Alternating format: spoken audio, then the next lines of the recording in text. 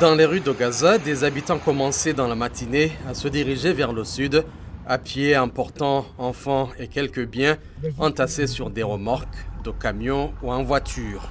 Les civils doivent se rendre dans le secteur du Wadi Gaza, un ruisseau situé au sud de la ville de Gaza pour leur propre sécurité, a précisé l'armée israélienne.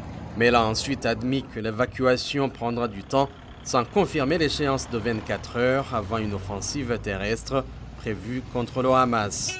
Le Hamas au pouvoir à Gaza depuis 2007 a rejeté l'appel d'évacuation et la menace des dirigeants israéliens. Dans la matinée, des centaines de roquettes ont été tirées de Gaza vers le territoire israélien.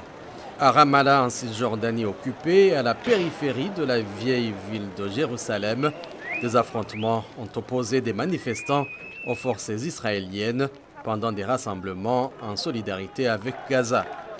Le secrétaire américain à la Défense, Lloyd Austin, en visite à Tel Aviv ce vendredi, a exprimé un soutien inébranlable à Israël, déclarant que le Hamas est pire que le groupe État islamique. En découvrant l'organisation inter-islamique, j'ai eu l'impression que nous regardions le mal dans les yeux. C'était vraiment le mal. Et ce que nous avons vu de la part du Hamas, c'est qu'il élève le mal à un niveau supérieur. Pendant sa visite éclair en Israël, le chef de la diplomatie américaine Anthony Blinken a dit avoir discuté des moyens de répondre aux besoins humanitaires des habitants de Gaza afin de les protéger.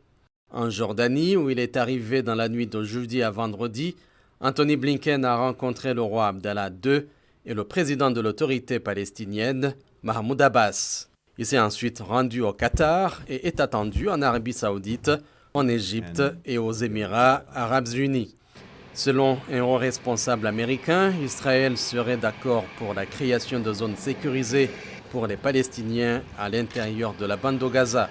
Mais dans les capitales alentours et à l'ONU, l'appel à l'évacuation suscite inquiétude et réprobation.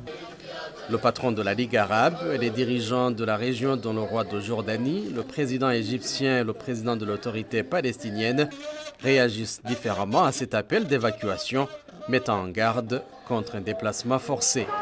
Des milliers de personnes ont aussi manifesté en Irak, Iran, Jordanie, Malaisie et à Bahreïn en soutien aux Palestiniens.